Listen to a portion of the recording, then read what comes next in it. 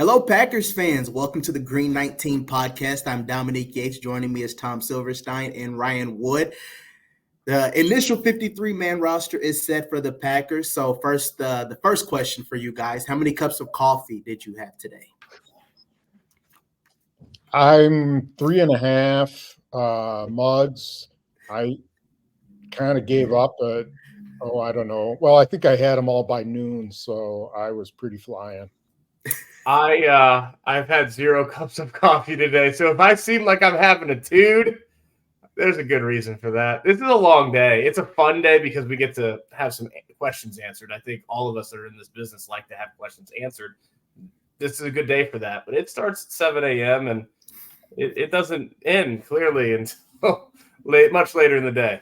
That's true, but I have to give props to you guys with a lot of your predictions for the roster. You were pretty spot on, pretty close. There were only a few things that jumped out that no one expected really to happen, but other than that, it was pretty solid. So salute and kudos for you all. So we might as well jump right into it when we look at just some of the news that happened over the last 48 hours or so, from quarterbacks and kickers and some defensive guys, so many things, some moving parts, which of course is very fluid. So nothing is set in stone. This is just the initial roster for now. So Ryan, I guess I will start with you. Were there any surprises that jumped out at you? I think there's some surprises. I think for me, the takeaway for me was, we know that Brian Gutekunst loves his draft picks, but he showed a willingness with this roster to move on when it's called for, when it's required, when you must move on, even if you do love said draft picks. And obviously it started on Monday when he traded a 7th round draft pick, which means, and any other GM say, it's a 7th round draft pick. For Brian Gutekunst, that's less ammo, right? That he's a volume shooter. He cares about 7th round draft picks just the same. He's traded one of those for Malik Willis, right? And got a backup quarterback who the Packers believe is going to have a higher ceiling, more talent, and took the place of 2 other draft picks, a 2023 5th round pick of Sean Clifford, a 2024 7th round pick of Michael Pratt, neither of who are on the 53-man roster. So for 3 draft picks, they got a QB2, essentially, and Malik Willis. But it's even more than that. I mean, you look at the secondary. They have Corey Ballantyne over Kalen King. You look at the safety position. They have Zane Anderson over Anthony Johnson Jr., which is one of the bigger surprises for me today. I thought Anthony Johnson Jr. was making the roster, and it turns out not. They have Emmanuel Wilson on the roster in the backfield, RB2 potentially, unless Marshawn Lloyd's hamstring heals quicker than we expect. He is on the roster as well. A.J. Dillon, a draft pick, is on IR, not designated to return. His 2024 season is over. You look at receiver, Bo Melton and Malik Heath, 2 undrafted guys. They make the 53-man roster. Samari Torrey, 7th round pick, and Grant DeBose had a really good camp, 7th round pick. They do not make the 53-man roster. So a lot of instances here where, yes, he's got 25 players that were drafted the last 3 years on this 53-man roster, almost half the roster. He loves his draft picks, but he will move on when it's called for. Tom, I'm going to ask you the same thing. Were there any surprises and things that, your initial reactions from this? Well, I think part of the effect of having 24 draft picks in 2 years is that eventually you're going to have to pick between guys who it's almost always going to come down to some kind of draft pick and another guy. And yes, they have gotten rid of some picks, but I would say that most of them are lower round guys. I mean, we haven't seen, what was the highest? It would have been Clifford, right? Out of the last 2 years. Yeah. So he was a 5th. I think it's a good mechanism to use all aspects of player, acquisition. And that is a good sign for Gutekunst to be able to do that and not rely just on his picks. But, really the only surprising thing to me was Malik Willis. I went through all the quarterback possibilities, and Willis was one of them. But, the more I looked at him, the less he really fit. into what kind of player the Packers typically want at quarterback. And he's a different type of guy. He's more Justin Fields than he is Jordan Love or Jalen Hurts. And that's not typically what they've done. But, I think LaFleur felt like this kid had a year under Brian Callahan, who's from the Shanahan McVay tree. So he's had some training in that offense. But I also think he's kind of all the gears were turning in his head about, okay, how can I use this guy? Maybe I can use him with Jordan Love. Maybe there's some Wildcat stuff. Maybe there's some other ways that they can implement him to be creative with their offense. But make no mistake, it's going to be tough if Jordan Love goes out in the second week to have Malik Willis ready to play. That's why I think we'll probably see Clifford on the practice squad, and they'll have to have someone who can run the team right away just in case. That was the biggest surprise. Carlson, I thought by default Carlson would be the kicker, but it did not surprise me. It wouldn't have surprised me if neither of them were on the roster and they went with someone else. And I'm still not 100% sure that Greg Joseph will be the kicker come opening day. We'll see how that plays out. But Carlson, that last miss just kind of summed everything up. And you wonder how this would have looked if he had hit that kick. Yeah, that's like the $1 million question. That little chip shot that Matt LaFleur talked about, that 32-yarder, who knows what we could be talking about with this battle. But I do want to go back and talk a little bit more about Malik Willis. I mean, he had a good career at Liberty. He was at Auburn for a little bit. He played some minimal time with the Titans, filled in for Ryan Tannehill 2 seasons ago, 1 and 2 as a starter. He had some glimpses, can run the ball well, can throw the ball well. So, Tom, you broke it down a little bit. So, Ryan, what were your thoughts on hearing Malik Willis being that backup quarterback? And I guess Tom kind of mentioned maybe some Wildcat, maybe something like that. But it will be fascinating to see how they might try to utilize him if they do. First of all, to Spoon's point on the kicker, Anders Carlson, the draft pick. Greg Joseph, not the draft pick. Another instance where not the draft pick won the initial spot. I'm with Spoon too. I don't know if Greg Joseph will be week 1, but he's on the initial. As far as Malik Willis goes, who I'm going to try so hard in my brain not to call Malik Heath. We got 2 Maliks now, and it's right there. I haven't messed it up yet, but it wants to. My brain wants to say Malik Heath because I'm used to that. Malik Willis, I think when you look at what the Packers want to do, what they value, what they desire to have in that room behind Jordan Love is that they want a long-term high potential project that they can turn into maybe a great asset down the line, or just a project for Tom Clements to mold. They want someone like that. They want to make sure that they're constantly developing quarterbacks. Even if they have the guy Jordan Love behind them, they want to continue to develop quarterbacks. That's what they want to do. What they needed to do was to try to make sure that QB2 was covered in case Jordan Love had to go out for 2, 3, 4 games this fall. They had a guy that could actually maybe win one, because it's a team that's designed to go to the Super Bowl.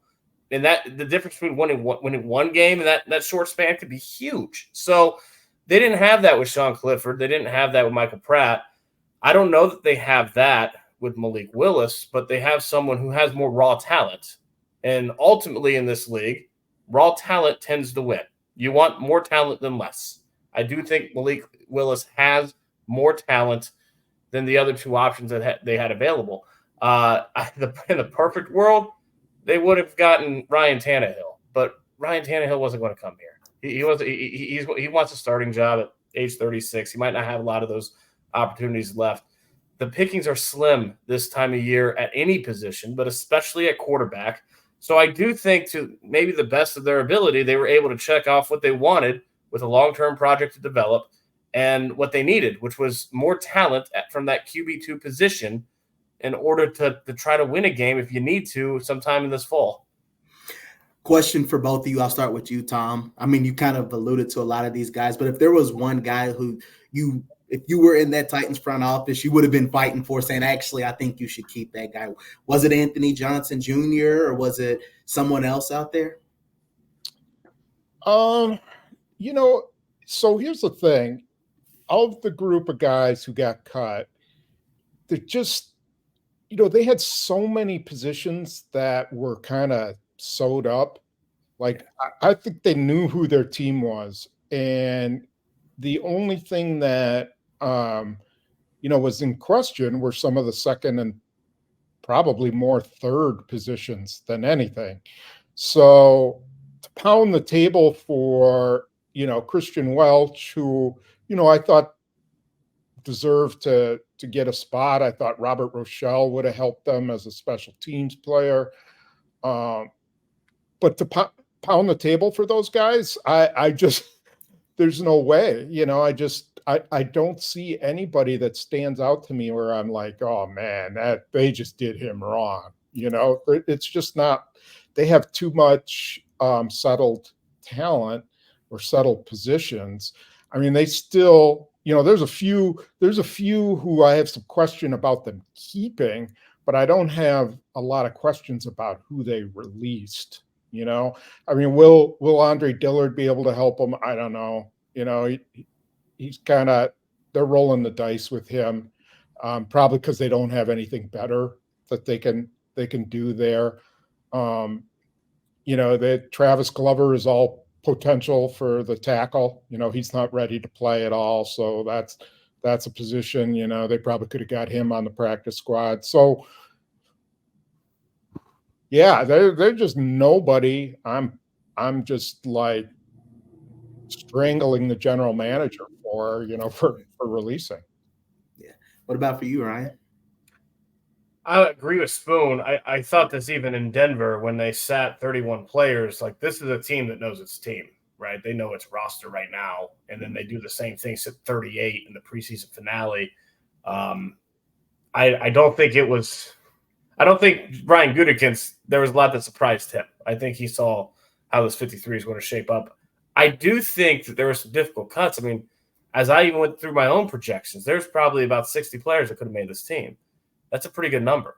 When there's 60 players and you got to get it down to 53, there's going to be some players like Anthony Johnson Jr. and Christian Welch that aren't going to make the team. And that's just the way that the math goes. And now the job for Brian Gutekunst over these next 24-hour period is, or I guess 21-hour period, is to get them back on the practice squad and be able to have the best, whatever it is, 16-man practice squad, 69-man roster, right? And that's what they always talk about. So there were no shocks. Even the kicker situation, which I don't think is in a good place, is not a shock. So it wasn't one of those years.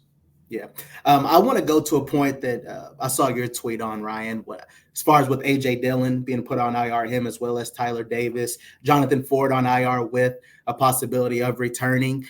You kind of alluded to maybe his time in Green Bay has ended. What, I guess, does that mean with this running back room? They're still in a good spot with, Josh Jacobs, Emmanuel Wilson, and those guys. But I guess, what are your thoughts on what it could mean for this team?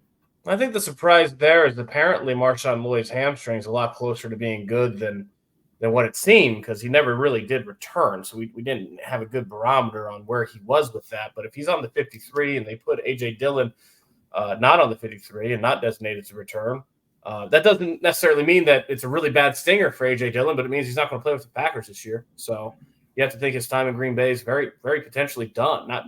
A.J. Dillon said in the past that even after his NFL career, he met a local Wisconsin woman. He plans to settle down with his family here. This is going to be his forever home.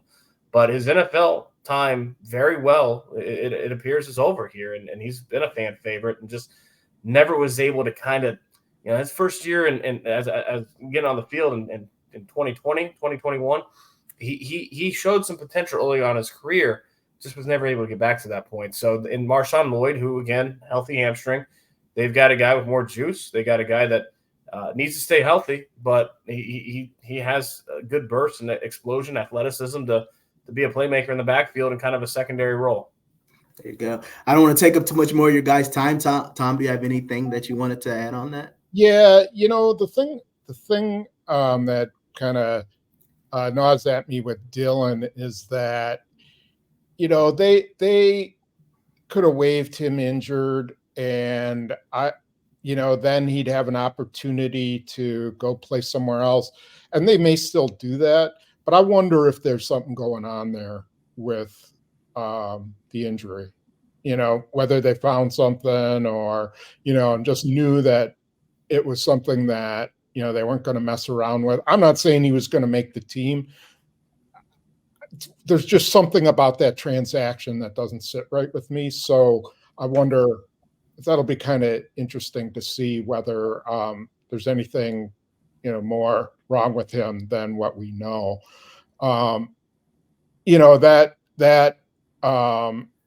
Tyler Davis, we talked about, he just really had a bad game, just couldn't block. And so that wasn't much of a surprise that they didn't keep him around. And Lloyd, this at least gives him a chance to be active in the first 4 weeks. Maybe it is a couple of weeks before he's ready, but he could practice whenever he's ready. He doesn't have to wait for 3-4 weeks to practice. So from that standpoint, that's a good move for them, provided he's ready, or provided he can get on the practice field. Spoon, to your point on AJ Dillon, tell me if I'm wrong, because you know how today is. We got our heads in the clouds all over the place all the time.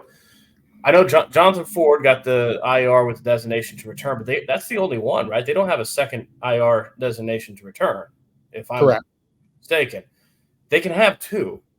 Mm-hmm. So that was what surprised me with the AJ Dillon. If it's just a stinger, I was very surprised. I was not surprised he started on IR. He didn't return either, so we didn't know how close he was. I was very surprised that they didn't designate him to return. That one, and to your point, that who knows what else is going on there. That one, I didn't see that happening. Yeah, I really, if they had just cut him outright, it wouldn't have surprised me because as long as Lloyd was somewhat close to being ready, but for some reason it just I'll be interested to see if there's something else there, that just because of the way, usually they say waived injured or something like that, and it lets you know that he's on his way out or whatever. So I don't know. Yeah, Spoon, you did have the chance, speaking of running backs, you did have the chance to talk to Josh Jacobs. I guess what were some of your takeaways from your conversation with him? Yeah, interesting because, he didn't get very many. What did he get? Like one carry for the entire preseason. Yeah, 7 yards. Yeah, but what was really interesting was talking to Manuel Wilson about it and him saying, when he was coming out of college, the Raiders really liked him and they thought he was very similar to Josh Jacobs. And they are, and their size is almost identical. I think Wilson's got a little bit more explosiveness, but Jacobs has more wiggle. I sort of asked Jacobs whether that was, watching Wilson and even Merriweather run, could he envision himself in that? And it's going to be interesting to see how he fits in differently than Aaron Jones did. Different kind of back, more of a power back, but probably a better short yardage back. And I think we're going to find out right away. I think they'll have no hesitation in using him quite a bit to start out the season. So it may take a little while, though, too, because he just has not played in that system all that long. It's a different system than he was in with the Raiders. So it may take a little bit of time, but he seemed, I think it was Rasheed Walker, was like in the beginning, was really taking some time for him to hit his aiming points and all that. And then as camp went on, they started to feel it. So we'll see against a decent Eagles defense. All right. As we wrap up this podcast, any final words from either of you guys? I'm gonna go with some coffee. I'm just glad. This is always one of my favorite times of the year because, I mean, I like training camp. It's interesting to cover, but then, it's sort of like, okay, now we're into the season, and things get going pretty fast. And before you know it, we'll be in Brazil. And I just heard today that it's going to be like a 2.5-hour ride from the hotel to the stadium. So I hadn't heard that yet, Spoon. bring a movie or something because it's supposed to be brutal. Spoon, you know what I like other than caffeine? I like how this is done now with the cut down day being on Tuesday instead of on Saturday before we Yeah. I'm sure you guys are the same way. Dominique, you moved here recently. That's a haul, right? Spoon, we've been doing training camp.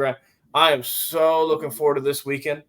I'm going to have my kids for multiple days in a row. It's going to be dad time and just, kind of taking a break from the football. It's going to the Tuesday cut down day with the extended weekend off. I'm sure the players love it. The coaches are probably grinding, but the rest for the players' bodies, it's just such a better format. So kudos, gold star to the format. That is my optimistic outlook for the day. I'm going to sort of be the John Lennon to your Paul McCartney. Oh boy! Remind you that you got to start this thing with a Friday game, so we lose a day because of that. That's true. Yes. Well, how about Spoon? As we sit, I had this thought today. We're a week away from flying to Brazil. Yeah, that's right. Yep. It's coming up, man. Like that's a week from right now. We're both on a plane. Yeah. Well, I look forward to quizzing you guys on what you've learned from Brazil. Maybe if you get some tamales or learn some good things out there. I'm gonna have a sheet of questions ready for you guys. I'm just kidding. Okay. A lot of scenic views from the media bus, I'm sure. Yes, send me all the pictures, all the food that you get. I look forward to seeing them and look forward to seeing your coverage when you head out there. But before then, the Packers will still be talking coming up this week. So we'll still have plenty of content on everything with practice squads and so much more with this roster coming up on the Milwaukee Journal and PackersNews.com. So for Tom, Ryan, I'm Dominique. Thank you all for joining us. All right, let me stop this. All right, guys.